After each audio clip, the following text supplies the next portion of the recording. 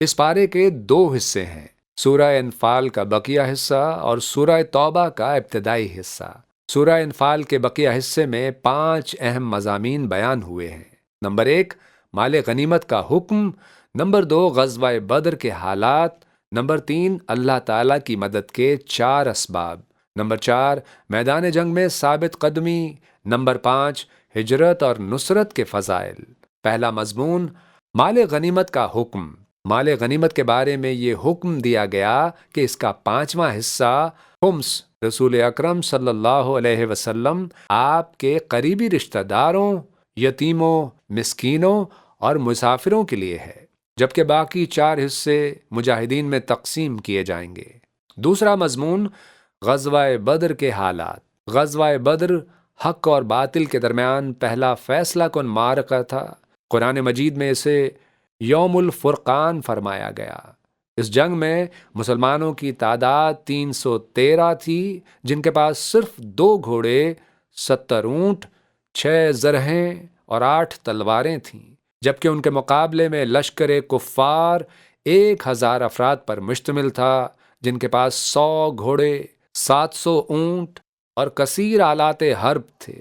حضور رحمت دو عالم صلی اللہ علیہ وسلم نے پہلے مسلمانوں کے لشکر کی جانب نظر فرمائی، پھر کفار کی طرف دیکھا اور دعا کی کہ یا رب، اپنا وعدہ سچ فرما جو تو نے مجھ سے کیا ہے۔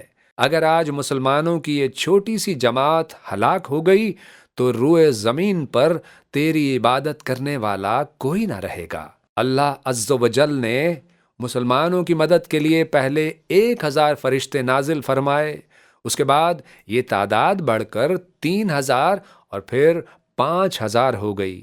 اس جنگ میں کفار مکہ کو ذلت و رسوائی کا سامنا کرنا پڑا۔ تیسرا مضمون، اللہ تعالیٰ کی مدد کے 4 اسباب۔ نمبر 1، میدان جنگ میں ثابت قدمی۔ نمبر 2، کثرت سے اللہ کا ذکر۔ نمبر 3، آپس کے اختلاف اور جھگڑوں سے بچنا۔ نمبر 4، مشکلات اور ناگوار حالات پر صبر کرنا۔ چوتھا مضمون، جنگ سے متعلق ہدایات۔ دشمن سے مقابلے کے لیے مادی، عسکری اور روحانی ہر اعتبار سے مکمل تیاری رکھنے کا حکم دیا گیا۔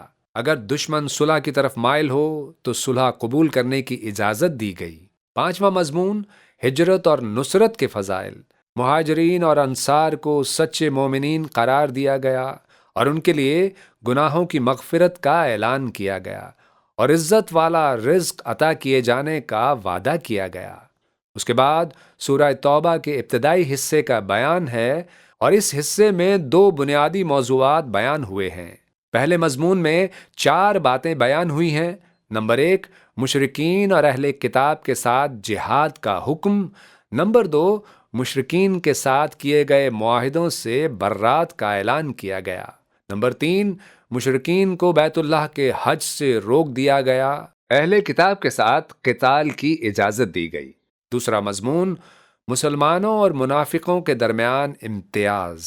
مسلمانوں اور منافقوں کے درمیان فرق واضح کرنے کا سبب غزوہ تبوک بنا۔ یہ مقابلہ اس وقت کی سپر پاور رومیوں کے ساتھ تھا۔